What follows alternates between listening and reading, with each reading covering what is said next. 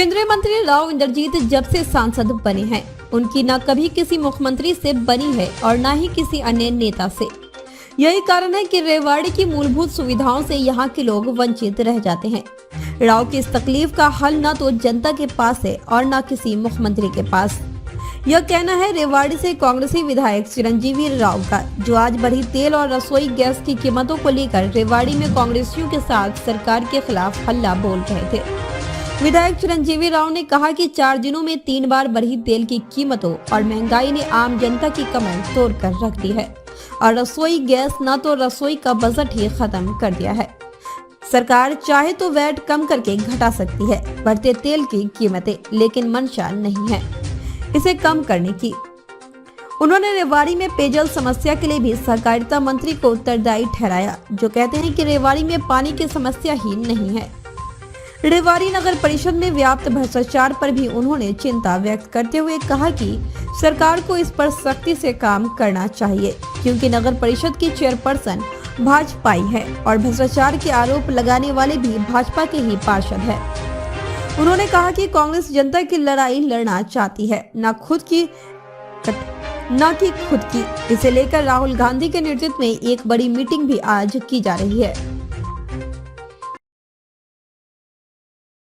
सरकार ने बदलाव किया है भ्रष्टाचार रोकने के लिए। एक हाई पावर कमेटी का गठन भी सीएम की अध्यक्षता में हुआ है। क्या कुछ मानते हैं भ्रष्टाचार को लेकर, क्या प्रतिक्रिया रहेगी? आप देखिए, भ्रष्टाचार तो नागर जी का पिछले दिनों में निकल के आया था और इनकी भ्रष्टाचार की बातें मैं क्या करें। आप रोज देखते होंगे कि इनका जो नगर परिषद है वहां पर इनके भ्रष्टाचार के सबूत तो खुद यहाँ के पार्षद दे रहे हैं, और कांग्रेसी पार्षद नहीं, बीजेपी के पार्षद जोर जोर के चिल्ला रहे हैं कि ये सरकार भ्रष्ट है, यहाँ पर काम नहीं हो रहे। तो इनको मैं कैसे सबूत दूं? इनके खुद के पार्षद जो भाजपा के हैं वो आरोप लगा रहे हैं कि पिछले 1 साल के अंदर यहाँ कोई विकास नहीं हुआ, करोड़ों रुपए का भ्रष्टाचार हो गया। तो उनसे सवाल करना चाहिए, और आप लोग तो रोज उनसे सवाल कर ही रहे हैं। अत्री जी को मैं देख रहा था, और भी जितने भी हमारे पत्रकार साथी हैं उनसे आए दिन सवाल कर ही रहे हैं। तो मुझे लगता है आने वाले समय में आप लोगों को तो खुद ये सबूत दे रहे हैं कि कितना भ्रष्टाचार पूरे शहर के अंदर है। कांग्रेस की बात देखिए, पिछले 3-4 दिनों में आप लोगों ने देखा है कि किस तरह से आम आदमी की कमर तोड़ने का काम ये प्रदेश और केंद्र सरकार कर रही है। 2 दिन पहले 50 रुपए गैस सिलेंडर पे बढ़ाया गया,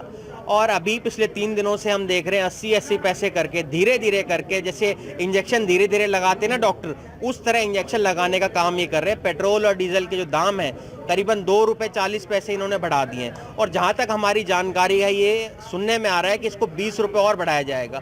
तो आम आदमी की जो कमर तोड़ने का काम ये कर रही है, क्योंकि आप जानते हैं जब डीजल का रेट बढ़ते हैं तो सब चीज़ें महंगी हो जाती है, चाहे आपकी सब्जियां हो, फल हो, सब चीज़ से महंगे हो जाते हैं। और 50 रुपए जो ये इन्होंने गैस सिलेंडर के बढ़ाए हैं, कहीं ना कहीं हमारी जो माताएं बहनें हैं, जो गृहिणियां हैं, उनका तो इन्होंने पूरा जो एक एस्टिमेट वो बना के रखते हैं महीने का, उसको पूर्ण रूप से खराब कर दिया है। तो मुझे लगता है हम लोग आज ये विरोध प्रदर्शन कर रहे हैं कि जल्द से जल्द गैस, डीजल के और सिलेंडर के दाम भी सरकार कम करे।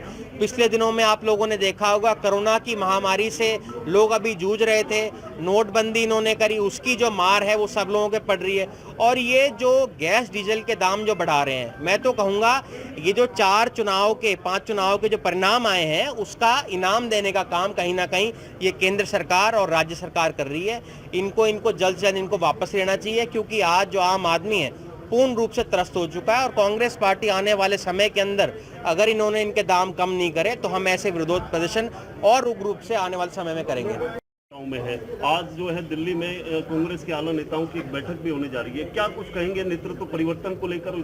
देखिए, मैं तो कहूँगा सामूहिक नेतृत्व के अंदर हम लोग चुनाव लड़े। कांग्रेस पार्टी बहुत मजबूत है, हमारे पास बहुत नेता हैं, चाहे हमारे विपक्ष नेता भूपेंद्र सिंह हुड्डा हों, प्रदेश अध्यक्षा कुमारी शैलजा जी हों, और भी बहुत सारे नेता हैं। तो राहुल जी ने आज बुलाया है कि सबके मिलके हमें लड़ाई लड़नी है। देखिए, मेन मकसद हमारा ये है कि आम लोगों की हम लड़ाई लड़ें, क्योंकि आम जनता जो है इस सरकार से पूरी तरह से त्रस्त है।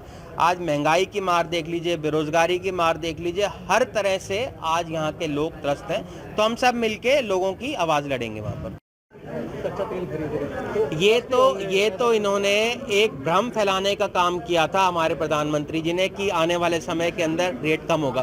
पर आप सभी जानते हैं जब अंतर्राष्ट्रीय मार्केट के अंदर कच्चे तेल की जो कीमतें हैं उनमें इतना उछाल है, इन्होंने ये रोक के इतने दिनों तक ये रखा कि लोगों को पता ना चल पाए। पर आप देखिए आपने वैट उन पे इतना ज्यादा लगा रखा है, अगर आप उसको कम करेंगे तो आने वाले समय के अंदर ये कभी भी उसके रेट कम कर सकते हैं, पर इनकी इच्छा ही नहीं है इसको कम करने की। विधायक जी कई सारे मुद्दे आपने सदन में उठाए, एक पानी का मुद्दा भी उठाया, क्या कुछ है पूरा मामला और क्या कहेंगे? देखिए पानी का मुद्दा तो आप जानते हैं कि पिछले 1.5-2 साल से हम देख रहे हैं एक दिन एक छोड़ के पानी हमारे रेवाड़ी शहर के अंदर आता है। और मैंने भी बहुत लोगों से सुझाव मांगे थे, भाई आप क्या चाहते हैं कि किन मुद्दों के ऊपर हम लोग उठाए जाएं, आपके मुद्दे उठाएं। और वहाँ पर खुद हमारे बनवारी लाल जी ने स्पष्ट रूप से झूठ बोला कि रेवाड़ी के अंदर पानी की समस्या नहीं है। तो मुझे लगता है जब भी वो बावल के अंदर या रेवाड़ी के अंदर आए, यहाँ की आम जनता को उनसे सवाल करने चाहिए कि एक दिन एक छोड़ के जो हमें पानी आ रहा है उसका तो मुझे लगता है कहीं ना कहीं उनको मेरा साथ वहाँ पर देना चाहिए, क्योंकि उनको भी यहाँ के लोगों ने वोट देकर बनाया है।